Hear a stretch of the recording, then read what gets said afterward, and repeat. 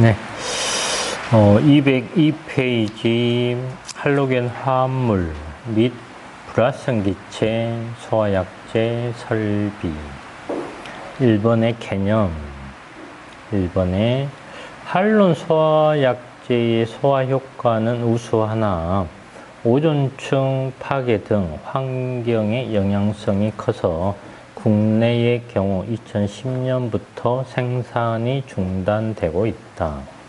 현재는 사용을 제한하고 할로겐 화합물, 불활성 기체 소화약제로 대체하는 추세이다.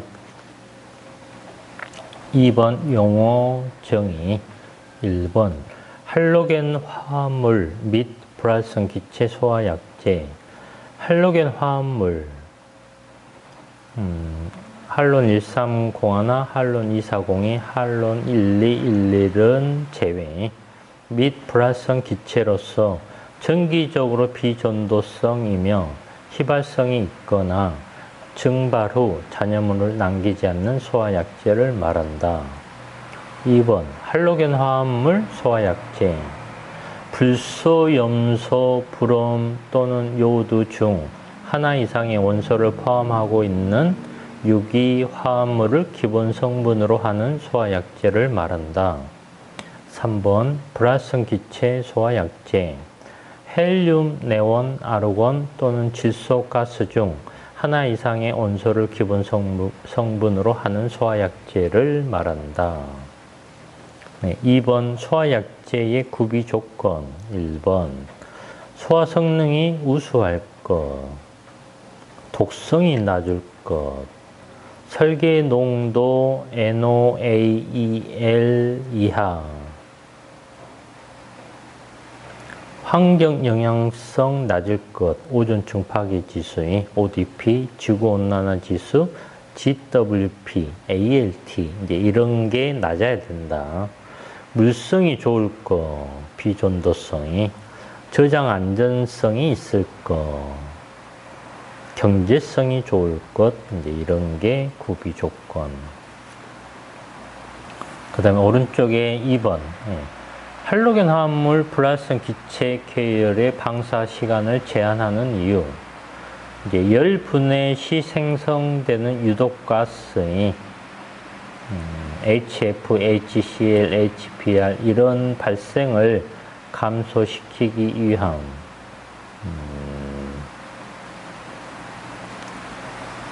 그래서 이제 오랫동안 방사하게 되면 열분에 의해서 이런 좋지 못한 가스들이 발생을 많이 하기 때문에 짧은 시간에 방사해서 불을 짧은 시간에 이제 끄는 게 중요하기 때문에 3번의 설치 제외 장소 사람이 상주하는 곳으로서 최대 허용 설계 농도 초과하는 장소에 그래서 최대 허용 설계 농도라는 것은 말 그대로 허용되는 그런 설계 농도를 말을 하죠. 그 이상 이제 설계 농도가 높아지면 사람이 질식할 수 있다라는 거죠. 2번 삼류이온물, 오류이온물 사용하는 장소.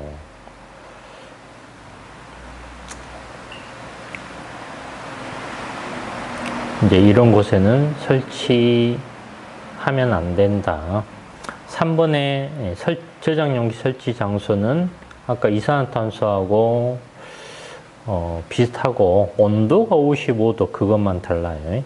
이산화탄소는 40 이하였는데 할로겐 화합물은 55 이하 그것만 다르고 4번의 분사 헤드 설치 기준 그래서 이제 분사 헤드라는 것은 방호구역의 천장에 이렇게 매달려 있어서 이제 가스가 나오는 헤드를 분사 헤드라고 그렇죠. 이것은 폐쇄형 그런 게 없어요. 전부 다 개방형이에요. 1번 이제 방호구역 바닥으로부터 0.2 이상 3.7m 이하. 2번에 천장 높이가 3.7m 초과하면은 이제 다른 열의 분사 헤드를 설치를 해야 돼요. 2번 분사 헤드의 개수는 이제 방어구역에 뭐 10조 사망 그게 있는데 그게 방사 시간이에요. 방사 시간. 예. 그래서 이제 방사 시간이 뭐 10초, 1분 그런 게 있는데 이제 그 시간에 방사가 되도록 헤드를 충분히 설치하라는 내용입니다. 헤드를 적게 설치해 놓으면은 시간이 늦어지겠죠. 3번에 분사 헤드는 부식 방지 조치, 오리피스 크기, 제조일자, 제조업체 이런 거 표시되어야 된다. 넘겨보면 이제 내용은 간단하게 나왔고 이제 문제를 또 풀어보시면 되고.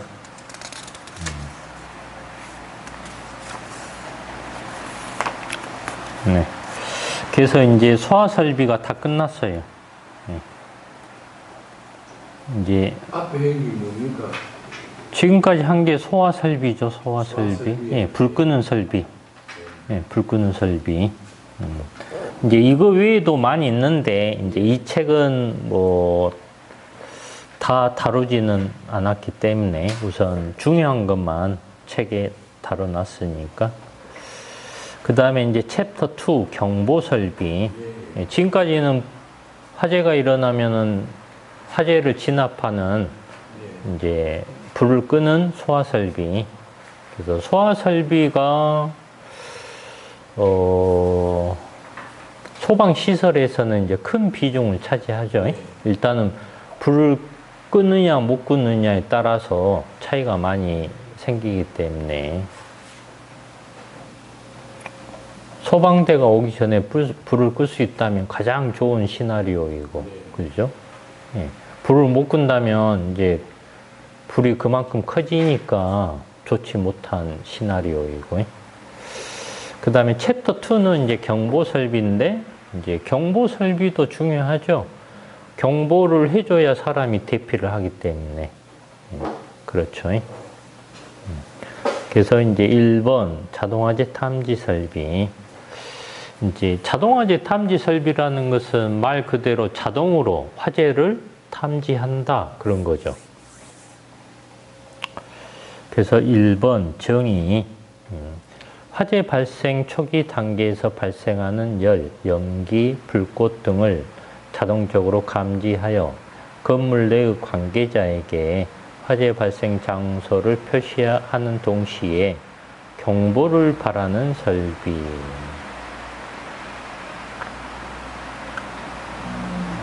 (2번) 설치 대상. 굉장히 많죠. 그래서 근린 생활 시설 그런 곳은 이제 600 이상이면, 또 공동주택 문화 및 집회 시설 뭐 그런 곳이면 1000제곱미터 이상이면, 교육연구 시설, 묘지 관련 시설 그런 곳이면 연면적 2000제곱 이상이면 이제 자동화재 탐지 설비를 설치해야 된다라는 것이고, 이제 노이자 생활시설, 요양병원, 지하고 판매시설 중에 전통시장은 그냥 무조건 하라는 것이고, 이제 노이자 시설이 400 이상이면, 뭐 수련시설이면 100명 이상이면, 특수과연물이면 500비 이상이면, 뭐 정신의료기관, 이제 그런 것들이, 터널이면 1000m 이상이면, 그래서 뭐 처음부터 공부를 다 할 수는 없으니까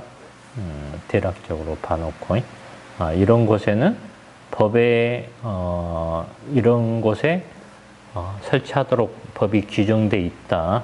그 정도 보면 될 것 같고, 그 다음 오른쪽에 3번의 구성. 이제 수신기. 수신기는 이제 수신한다 그런 거죠. 네. 감지기가 작동하면 그런 것을 수신한다. 그 다음에 이제 발신기라는 것은 발신한다, 보낸다 그런 뜻이죠. 수신기한테 보내요. 발신기. 감지기라는 것은 감지하는 것이죠. 중계기라는 것은 중간 역할, 감지기하고 수신기의 중간 역할. 배선이라는 것은 이제 전선을 이제 이런 동그란 이런 그 쇠관에다가 집어넣어서 공사하는 걸 이런 걸 배선이라고 그러고요. 네. 위치 표시등은 이제 위치를 알려주는 거죠. 뭐 발신기가 저가 있다 그렇게 위치를 가르쳐주는 표시등. 전화잭이라는 것은 이제 발신기하고 수신기 사이에 전화 통화할 수 있도록 이제 전화잭이 있어요. 응답등이라는 것은 뭐냐면 발신기를 눌렀을 때 이제 발신기를 눌렀을 때 그게 수신기에 그 신호가 가면 발신기에 불이 하나 켜져요. 예. 그게 이제 응답등이에요. 그래서 아래 이제 그림에 봐보면 입력 방식은 발신기 감지기, 그 다음에 중계기를 통해서 수신기로 가고, 이제 수신기에서 또 중계기를 통해서 통보 방식은 이제 출력된다 그런 뜻이에요. 그래서 음향장치는 수신기에서 출력되는 거예요. 출력해주면 경종이 때르릉 하고 울어요. 시각 경보기도 마찬가지로 수신기에서 출력을 해줘야 시각 경보기가 반짝반짝 그렇게 되고요. 이제 소화설비 기동 릴레이, 그것은 이제 수신기가 이제 옥내 소화전이나 그런 것에 신호를 주면은 또 펌프가 돌게 돼 있어요. 그래서 수신기로 입력되는 것을 입력 방식, 수신기에서 이제 출력, 통보하는 것을 통보 방식, 지금 책은 그렇게 써놨어요. 이제 2번에 경계구역. 이제 경계구역이라는 것은 아까 그 방호구역이 나왔던 것처럼 경계해야 되는 구역을 경계구역, 그렇게 이름을 불러요. 그래서 이제 하나의 층을 경계한다. 그럼 그게 경계구역이에요. 네, 예. 네네. 그래서 특정 소방 대상물 중 화재 신호를 발신하고 그 신호를 수신 및 유효하게 제어할 수 있는 구역. 그래서 경계구역에는 감지기가 달려 있어요. 또 발신기도 있고요.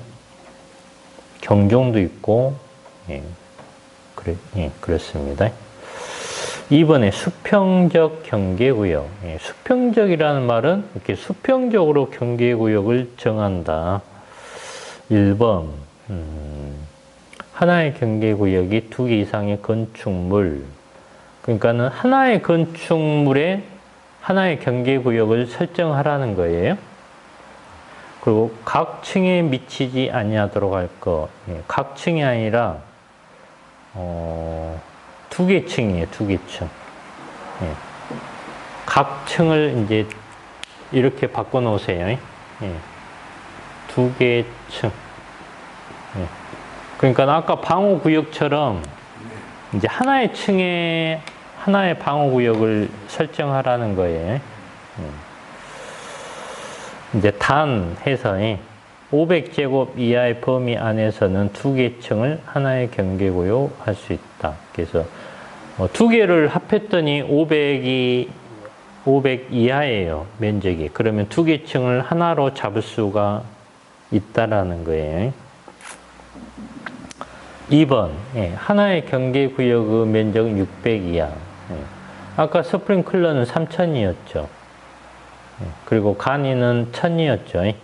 그래서 자탐의 경계구역은 600이에요. 600. 그러면은 한 층이 6000제곱미터다. 그럼 10개로 쪼개라는 거죠. 10개 경계구역으로. 한 변의 길이는 50m 이하. 600인데 한 변의 길이가 60m 넘어가면 안 돼요. 길이를 50m 그렇게 제한을 해놨어요. 2번. 다만 주된 출입구가 그 내부 전체가 보이는 것에 있어서 한 변의 길이가 50m의 범위에서 1000제곱미터 이하로 할 수 있다. 그래서 원래는 600을 하나로 해야 되는데 그냥 훤히 다 보여. 그러면 1000까지 할 수 있다 그런 겁니다. 지하구는 이제 700m가 하나의 경계구역이에요. 지하구네.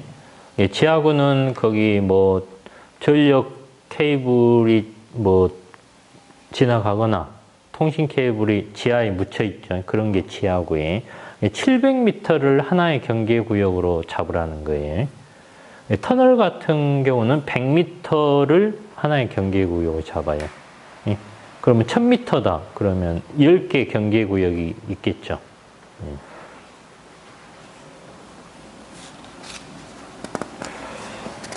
그리고 이제 넘겨보면 3번의 수직적 경계구역. 수직적이라는 말은 이제 수직으로 경계구역을 이렇게 잡는다 그거예요. 그래서 대표적인 곳이 계단이죠, 계단. 그래서 계단 경사로 이런 것은 45m를 하나로 잡아야 돼요. 그러면은 계단이 80m다. 그러면 두 개의 경계구역이 있어야 되겠죠. 엘리베이터 승강로 이런 것은 이제 린넨 슈트 이런 것은 이제 별도의 경계구역. 그러니까 별도로 경계구역 하나 그렇게 하라는 거죠. 이제 지하층의 계단이나 그런 것은 또 별도로 하나 해줘야 돼요. 지하 2층이다. 그러면 지하 1층, 2층만 하나로 경계구역 잡아주고 지상은 따로 계산하는 거예요. 지하 3층, 지상 뭐 20층 그러면은 지하 3층이니까 하나의 층이 3m 정도 되니까 9m겠죠. 근데 아무튼 45m를 하나로 하지 말고 지하는 무조건 지하만 따로 하나 잡고 지상 20층이면 한 60층 되죠. 60m. 그러면은 그 60m를 두 개로 쪼개면 경계구역이 3개가 되겠죠.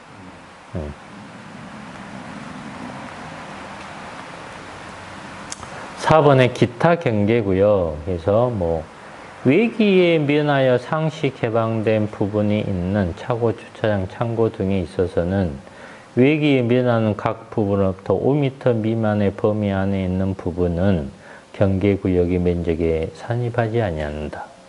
그래서 차고 주차장이니까 차고가 뭐 단독주택 1층에 있는데 거기에 이제 셔터가 올라가면 개방이 되잖아요. 그럼 거기에서 5m까지는 경계구역 면적에 제외한다 그거예요. 그러니까 아까 경계구역은 600 이하로 하라고 했잖아요. 그러니까 그 600이 안 들어간다 그거예요. 근데 차고가 차량이 뭐 10대가 들어가는 그런 곳이다. 그러면 예를 들어서 뭐 650제곱미터가 될 수도 있잖아요. 그럼 앞에서 5m 빼면 650에서 좀 빠질 거 아니에요. 그러면 하나로 할 수도 있을 거 아니에요. 그러니까는 그 면적에서 빼라는 거예요. 그 다음에 2번에 이제 스프링클러 설비, 물 분무 등 소화 설비, 제연 설비 이런 화재 감지 장치로서 화재 감지기를 설치한 경우에 경계구역은 해당 소화 설비 방사 구역 또는 제연 구역과 동일하게 설정할 수 있다. 이제 이건 뭐냐면 스프링클러 설비의 준비 작동식이나 일제 살수식은 감지기를 사용을 한다라고 했어요. 그리고 3층까지 하나의 방어구역을 할 수 있다고 했죠. 그러면은 이제 거기하고 똑같이 경계구역을 하나로 할 수 있다 그런 뜻이에요. 그럼 원래는 600이 하나인데 스프링클러 설비가 설치되어 있고 감지기가 있으면 스프링클러 설비에 따라서 3000을 하나의 경계구역으로 할 수 있다 그런 겁니다.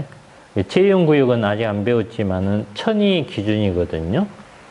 그러면은 이제 제연 설비가 감지기 설치되어 있으면 거기에 경계구역은 1000을 하나로 할 수 있는 거예요. 600에서 늘어나는 거죠.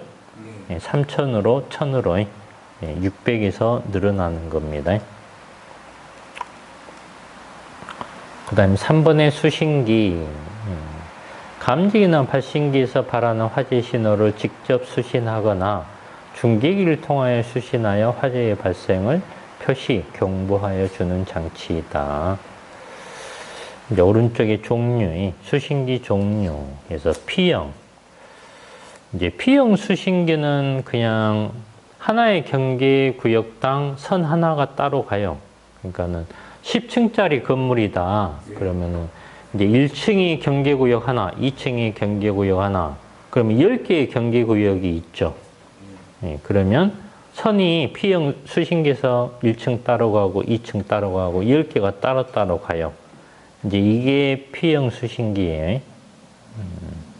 이제 R형 수신기라는 것은 이제 중계기가 사용이 되고 이제 선이 10개가 가는 게 아니라 그냥 중계기만 설치해 놓으면 선이 그냥 뭐 2개만 가도 돼요. 10층까지. 그래서 이제 좀 설명하기가 좀 그러는데, 그래서 P형은 이제 옛날에 주로 사용했고요. 네. R형은 요즘 주로 사용하고요. 네. 지금 완전히 R이겠네요. 예, 예. 이제 기술이 발전한 게 이제 R형이죠. 예. 이제 R형은 그 컴퓨터 방식이라고 생각하면 돼요. 컴퓨터. 예. 이제 GP, GR형 수신기는 뭐냐면 G라는 게 가스예요, 가스. 네. 예, 그래서 이제 가스 탐지까지 같이 할 수 있는 게 GP. 가스 플러스 P형이 GP고요. 가스 플러스 R형이 GR형이에요. 이제 복합식 수신기라는 것은 뭐냐면, 이제 옥내수화전도 제어반이 있어야 되고요. 스프링클러도 제어반이 있어야 되고, 이제 자동화지 탐지 설비도 수신기가 있어야 돼.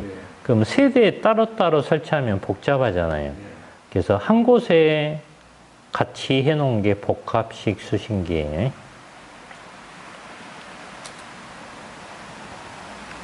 그 다음에 다신호식 수신기가 있는데, 이제 말을 풀이하자면 여러 개의 신호를 수신하는 수신기다 그런 뜻이죠. 여러 개의 신호, 많은 신호. 그래서 이제 읽어보면 감지기로부터 최초의 화재 신호를 수신하는 경우 해서 뭐 써져 있고 그 아래는 두 번째 화재 신호 이상을 수신하는 경우 해서 뭐 써져 있죠. 그래서 첫 번째 화재 신호 수신하고 두 번째, 세 번째 이렇게 여러 번 화재 신호를 수신해서 이제 거기에 따라서 작동하는 게 다신호식 그렇게 생각하면 되고 그 아래에 아날로그식 수신기 그렇게 돼 있어요. 그래서 아날로그식이라는 말은 이제 말이 좀 쉽지가 않는데 이제 감지기를 아날로그 감지기를 사용을 해요. 그러면 그 감지기 자체가 위치를 가르쳐 줘요, 수신기에. 일반 감지기는 예를 들어서 10층에서 감지기가 작동했다고 하더라도 10층까지는 알 수가 있는데 10층에 어디인지는 몰라요. 10층에 주방인지 베란다인지 작은 방인지 몰라요. 근데 아날로그 감지기는 10층인 것도 알고 뭐 1001호 몇 호인지도 알고 그 집에 큰 방인지 주방인지 그것까지 알 수가 있어요. 그래서 이제 아날로그 수신기는 이제 비싸고 돈도 많이 들고 좋은 점이 많이 있어요. 그 다음에 간이형 수신기가 있는데 이것은 간이라는 말이 들어가는 거 보니까 뭐 좀 단순한 그런 수신기를 말하는 것 같고 그 아래에 무선식 수신기. 그래서 이제 무선으로 수신하고 송신하는 아마 그런 수신기, 전파로 이제 그런 수신기가 뭐 조금씩 아직 뭐 이게 상용화되고 그러지는 않는데 이런 수신기도 있다라는 것이고, 그 다음에 이제 넘겨보면 이제 P형과 R형의 비교 이렇게 나오네요. 그래서 이제 P형은 개별 신호 방식, 1대1 신호 방식. 그래서 아까 내가 10층이면은 선이 하나씩 따로따로 간다라고 했어요. 그러니까 개별 신호예요. 1대1이고. 그런데 R형 같은 경우는 개별적으로 가는 게 아니라 그냥 중계기만 각 층에 설치해 놓고 이제 선 두 개만 다 연결해 놓으면 뭐 10층하고 1층 어디 층이든지 수신기하고 이렇게 신호가 왔다 갔다 해요. 그러니까는 다중 여러 가지 신호를 한꺼번에 보내고 받고, 그래서 다중 전송 방식 그래요. 개별 신호가 아니라. 신호 형태는 P형은 공통 신호다. 공통 신호라는 말이 무슨 말이냐면, 뭐 1층이든 4층이든 10층이든 그 신호가 똑같은 신호다. 그렇게 생각하면 좀 될 것 같아요. 좀 설명이 좀 어려운데, R형은 고유 신호라는 건 뭐냐면, 이제 1층은 1층에 고유 신호가 있고요. 2층은 2층에 고유 신호가 있어요. 그러니까 주소가 달라요, 주소가. 예. 그래서 이제 고유 신호다. 예, 그렇게 생각하면 되고요. 화재 표시는 뭐 적색 램프다. 예. R형은 이제 LCD, 이제 그 화면에 나타난다 그것이고요. 예. 시스템 신뢰성은 P형은 외부 선로 이상 수신방 고장 시 전체 시스템 마비. R형은 외부 선로 이상 중계기 고장 시, 이제 중계기가 고장 나면 거기 하나만 고장이 나요. 뭐 7층이면 7층 하나만, 나머지는 이상 없고요. 네, 그런 설명이고, 경제성은 P형은 처음에는 적게 들어요. 설비가 저렴한데 공사비가 고가다. R형은 설비는 고가인데 공사비는 저렴하다. 그래서 이제 기기 자체는 P형은 이제 그 별로 안 비싸고, R형은 이제 하나의 컴퓨터고 하나의 전자 제품이다 보니까 비싸고. 이제 회로 증설 변경, P형은 좀 어렵다, R형은 좀 쉽다 그런 뜻이고, 건물 크기는 작은 건물에 P형을 사용하고 큰 건물에는 R형을 사용하고요. 유지관리 P형은 어렵다, R형은 좀 쉽다.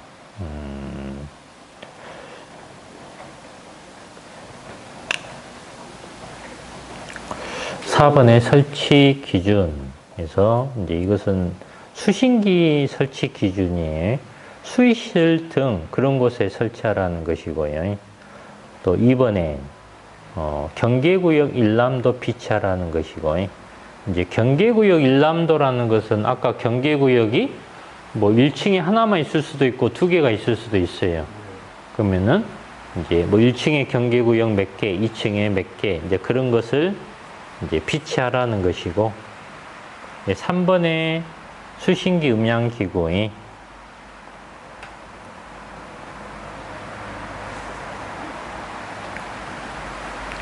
음량 및 음색이 다른 기기 소음 등과 명확히 구별. 4번의 수신기는 이제 감지기, 중계기, 발신기가 작동하는 경계구역을 표시. 그래서 이제 경계구역을 수신기에 표시해줘야 몇 층에 불이 났구나 그걸 알 수가 있어요. 그다음에 5번에 화재, 가스, 전기 이런 거 종합방제반 설치 시 수신기 작동과 연동하여. 연동이라는 말은 이제 연결돼서 동작한다 그런 뜻이에요. 6번에 하나의 경계구역은 하나의 표시 등 하나의 문자.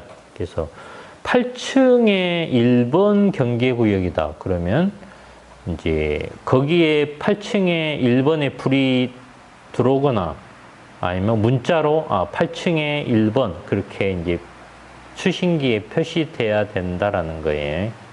7번의 조작 스위치는 0.8에서 1.5.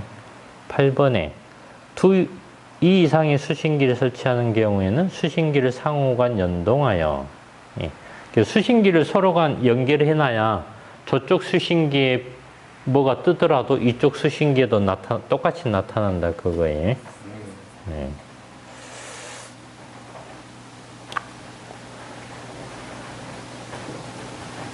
그 다음에 오른쪽이 4번의 수신기 기능 시험. 그래서 1번 화재 표시 작동 시험. 이제 간단하게 작동 시험 그렇게 부르는데, 이제 작동 시험이라는 것은 작동이 되는지 그걸 시험한다라는 거예요. 그래서 2번의 시험 방법. 그래서 수신기에 보면 동작 시험 스위치라고 있어요. 이게 스위치가 이렇게 있는데 그가 동작 시험 이렇게 적혀져 있어요. 그럼 그걸 누르고, 그 다음에 자동 복구 스위치라는 것은 또 스위치가 이만한 게 있는데 그게 자동 복구 이렇게 써져 있다고요. 그러면 두 개를 이렇게 눌러 놓는다 그거죠. 그 다음에 2번에 회로 선택 스위치. 이제 이렇게 회로를 선택할 수 있는 이렇게 다이얼이 있어요. 1번, 2번, 3번, 4번 이렇게.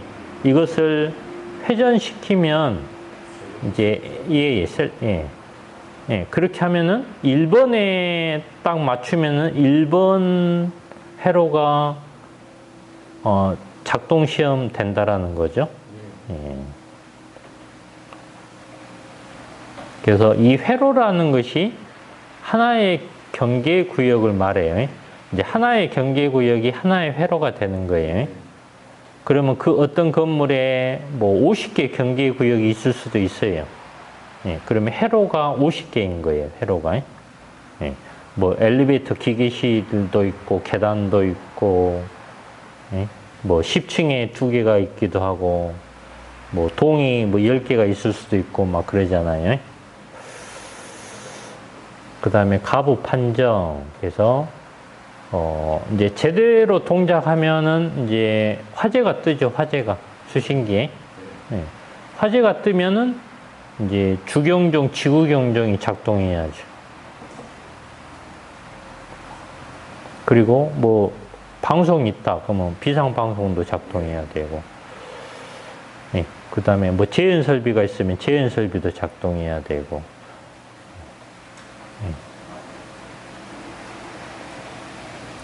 그 다음에 2번에 예비 전원 시험. 이것은 예비 전원을 시험한다라는 거죠. 이제 예비 전원이라는 것은 배터리. 그래서 수신기에 정전이 됐을 때 이제 배터리로 수신기가 작동해야 되기 때문에 이제 그 예비 전원이 정상인지, 전압은 잘 나오는지, 수신기가 잘 작동하는지 이제 그런 걸 시험한다라는 거죠. 2번의 시험 방법. 예비 전원 스위치를 누른다. 그래서 이제 조그만 스위치가 있는데 그걸 눌러주면 이제 알 수가 있어요. 3번의 동시 작동 시험. 이제 동시 작동이라는 것은 아까 처음에 작동 시험은 하나만 하는 것이고, 이제 동시 작동이라는 것은 여러 불이 두 군데서 한꺼번에 날 수도 있잖아요. 그러면 이제 2개 회로가 아니면 3개 회로가 동시에 동작 잘 하는지 그걸 보는 거예요. 그래서 시험 방법은 이제 동작 시험 스위치를 눌러 놓고요. 자동 복구는 누르지 않아요. 왜 안 누르느냐면 이제 자동 복구를 눌러놔 버리면 이거 회로 선택 이걸 돌리면은 돌릴 때마다 복구돼 버리니까 하나만 테스트가 되는 거예요. 근데 자동 복구 그 스위치를 안 누르면 하나 돌리고 하나 더 돌리면은 처음에 했던 게 복구가 안 되고 그대로 남아 있어요.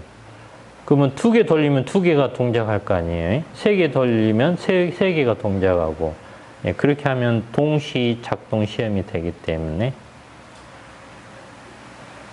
예, 그렇게 해서 5개 이렇게 동시에 하더라도 수신기가 동작 잘하고 경종이 잘 나고 이제 그러는지를 테스트한다라는 거죠. 4번의 공통선 시험. 이건 뭐냐면 공통선이라는 것이 있어요. 예. 공통선이라는 건 뭐냐면 회로가 10층까지 있으면은 하나의 층에 하나의 회로, 그럼 10개 회로죠. 10개 회로면은 이제 예를 들어서 회로라는 것은 이제 감지기에 연결되는 선을 말해요. 예, 그러면은 이제 플러스가 전기라는 게 플러스가 감지기로 갔다가 이렇게 마이너스로 해서 수신기로 와야 되거든요. 그러니까 2가닥이 있어야 되겠죠. 그래서 플러스는 각 층마다 따로따로 가는데 마이너스는 각 층마다 이렇게 따로따로 가면은 전선이 많이 들고 돈이 많이 들잖아요. 그러니까는 마이너스는 받아주기만 하면 되니까 따로따로 가는 게 아니라 1층, 2층, 3층, 4층, 5층 같이 사용한다 그거예요. 하나로. 그게 공통선이에요. 그런데 이제 그 공통선을 뭐 10개, 뭐 20개 이렇게 한꺼번에 사용해도 된다. 그건 아니에요. 제한을 두고 있어요. 제한을. 최대 7개까지 사용할 수 있도록, 예. 예. 그래서 이제 어떤 사람이 10개를 10층까지 한꺼번에 공통선 하나로 이렇게 공사를 했을 수도 있잖아요. 그러니까 그걸 테스트하는 거예요. 예. 그래서 넘겨보면 시험 방법, 수신기 내부 단자에서 공통선을 분리한다. 2번, 회로 선택 스위치를 회전시켜 단선 표시되는 회전수를 파악한다. 예. 그래서 단선 표시, 이것은 도통 시험이라고 있는데 도통 시험을 하게 되면 선이 끊겨져 있으면 그게 표시가 돼요. 예. 그러면 공통선을 수신기에서 분리했다라는 것은 끊어놨다라는 거예요. 그러면 그 공통선하고 연결된 회로는 전부 다 끊어졌을 거 아닌가요? 예? 그러면 이제 만약에 단선이 10개가 표시됐다. 그러면 그 공통선이 10개 회로하고 연결되어 있다라는 것을 알 수가 있겠죠. 그래서 이제 단선이 7개 이하면 7개까지 사용했구나. 이제 합격이다 그거죠. 8개 나타나면 불합격이다 그거죠. 5번 회로 도통 시험 나오죠. 그래서 도통이라는 것은 통하는지 시험을 하는 거예요. 전기가 통하는 건지. 이게 회로. 회로라는 것은 그 감지기 연결되는 그것을 회로라고 그래요. 그래서 감지기가 선이 중간에서 안 끊기고 잘 연결되어 있는지를 시험하는 게 도통 시험이에요. 그래서 도통 시험 방법을 봐보면 이제 도통 시험 그 스위치를 눌러놓고 회로 선택 스위치를 하나씩 이렇게 자동 복구도 눌러놔야 되는데 책에는 없네요. 그래서 회로 선택 스위치를 돌리면은 이제 그 해당된 회로가 이제 정상이면 단선으로 안 뜨고 예. 끊겨 있으면 단선으로 뜨고, 예, 그렇게 돼요. 이렇게 하나씩 돌려보면 알 수 있겠죠. 예. 100개의 회로가 있다. 그러면 다 돌려보면 알 수 있어요. 그 다음에 6번의 저전압 시험. 예. 저전압 시험이라는 것은 말 그대로 전압이 이제 약한, 정상인지 약한지를 테스트하는 것이에요. 그래서 원래는 DC 24V인데 경우에 따라서 전압이 10V 이렇게 약해지는 경우가 있어요. 이제 그걸 테스트 하는데 이번에 시험 방법. 그래서 뭐 전압 시험기 가변 저항기 이용해서 전압을 80% 이하로 맞춘다. 2번 화재 표시 작동 시험에 준하는 시험을 실시한다. 그래서 전압을 일부러 80%까지 떨쳐놓고 한 70%나 떨쳐놓고 화재 작동 시험을 해본다라는 거죠. 네, 그러면 이제 전압이 높아야 화재 작동 시험했을 때 화재가 작동하고 정상으로 수신기가 작동하는데 이제 전압을 이렇게 70%, 75% 떨어뜨려 놓고 이제 작동 안 하면 전압이 약해서 작동 안 하구나. 이제 그걸 알 수 있다라는 거죠.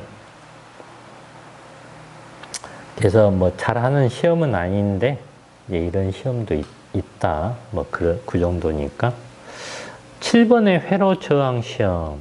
이것은 이제 그 하나의 회로에, 그러니까 하나의 감지기 선, 그게 저항이 50옴 이하로 정해져 있어요. 예. 그래서 저항이 너무 높아지면은 감지기가 작동 안 할 수가 있어요. 예. 그래서 이제 그 저항을 이제 측정한다라는 것이고요.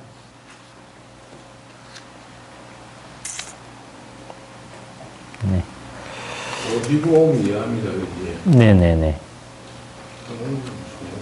네, 저항을 측정했을 때. 네. 그래서 이제 방금 한 내용들은 이제 시험에 잘 나올 수가 있기 때문에 네, 기본적으로 네, 공부를 잘 해놓으면 되겠습니다. 네, 이제 감지기부터는 이제 다음 주에 네,